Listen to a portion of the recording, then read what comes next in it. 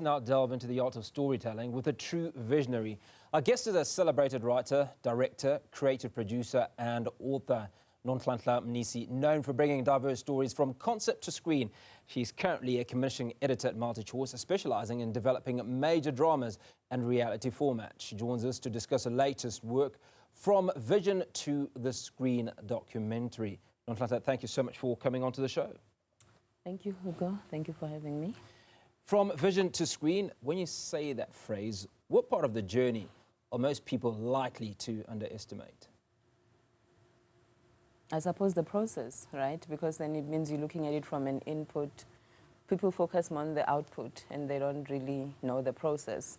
So I think here the idea was to shine light to the actual process, to say what really goes on. How do we move from vision to get something on screen? Because it's messy by design, the process, that is. So this documentary, Nonhlanhla, asks a bold question, right? And that's, why do so many African stories start but never make it to the big screen? In fact, we've got American artists, if you will, that are coming to Africa to tell our own stories. Why? You're going to make me controversial. I suppose, what do they say? He who pays you owns you. So maybe they obviously have bigger pockets, right? And I think one of the things that came out of this comparative analysis study that we're doing with Zambia and SA was you get to delve deeper into those, you know, to say what makes this one different from the other one. You know, it's not to necessarily also, it's actually not to compare, but to just, we're trying to navigate the actual systems to say, what works, what doesn't work, you know, or how has the journey been for you and versus the other one. Look, you might find that even in Hollywood, even with those deep pockets, that there are people who are still struggling to break into the industry just because of quite a number of things that some serve as barriers to get into the industry or to break into the industry for that matter.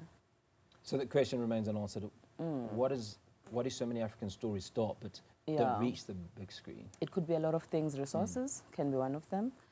You know, lack of resources, funding, you know, because you have to rely on, you know, sort of like relationships. Many of them, they leverage from relationships to say, oh, I know someone who owns, you know, this equipment. I know someone who's a writer. I know, you know, so there's also exploitation, you know, beneath all of those things, because you then have to rely on calling in favors to make these films, because some of our producers, particularly in Zambia, you find that their films were self-funded over the years. And yeah, South Africa, different story. Yes, you do get funding, but what we gathered from the research study as well was that there's also quite a lot of barriers that come with that. You know, you have people who have these brilliant ideas that will never make it to screen simply because they probably don't know the right people. You know, you have, one of the things that also came out was that amongst the bodies that which we have in SA, from your IDC, you know, to, you know, or the film commissions, you'd find that there's intensive paperwork that which people have to, you know, face. And it's demoralizing because it also serves as a gatekeeper, because that paperwork is not just admin, but it serves as a gatekeeper, because if you have 320 pages that you need to complete and you might think, I'll do it tomorrow, you know, and you end up pushing it out. So we need to look at those systems to say, how do we better that, you know, so that it can then, you know, bring in the masses to try in and have their shot. Nonhlanhla, one of the things that you've done is you've looked at the film industry here in South Africa and also in Zambia, right? Just draw a comparison or any similarities between the two industries, you know, areas of success and certainly common threads where challenges are concerned. Yeah, definitely. And I mean, one of them, for instance, would be that they both mentioned that they feel that the government doesn't really understand the business or the industry that which they operate in. And I also want to be clear that that is not necessarily a complaint per se, but it was more to highlight the hostility around it, that there's a disconnect, you know, between the film industry and the government in both places. Absolutely. There were, you know, there were some also triumph moments in terms of just getting to know how they make some of the stories, or how they bring the stories to life. So you'd have, for instance, a what you might call a scene. So one of the things that came out was that you can either be budget driven or story driven. So because sometimes sometimes budget dictates story. That you can't, if you want to have a Tom Cruise scene where someone is jumping from one building to the next, you can't, right? And which is why also, you know, where broadcasters come in as well to help minimize those risks, to say, what is it that we're putting out there, you know. But yeah, there's been quite a lot of similarities that I have and am still gathering at the moment as I prepare for my thesis defense next week. Has it become easier to make movies or make films now than it was in the past? And this takes into account issues around artificial intelligence, for instance, the green screen, and also a lot younger filmmakers coming onto the scene that are using iPhones and other gadgets to produce content. I think it's yes and no. Easier, one can say, because we do have more voices now. It's not really, you know, directed to a certain niche. You know, we do have a bigger pool of story writers who are telling these stories. No, in a sense that some of the stories, you'd find that they don't meet the quality that which, you know, would live in a certain platform for people to actually consume it. You know, and that's why they say sometimes... So quality, are you talking about the production or the idea? Both of them, because they speak to each other, because that's why sometimes a good story can happen to a bad producer, or a bad producer can happen to what should be a good story, you know, and things don't come out.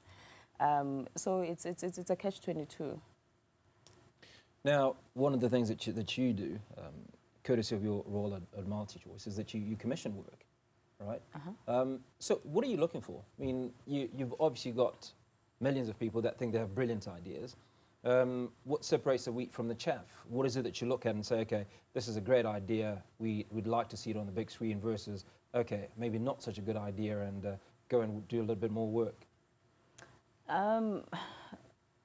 Really today I cannot speak as a CE per se, because I'm more on producing for the docu, but I would say that there are a lot of things that come into play when sifting takes place, you know, behind the scenes.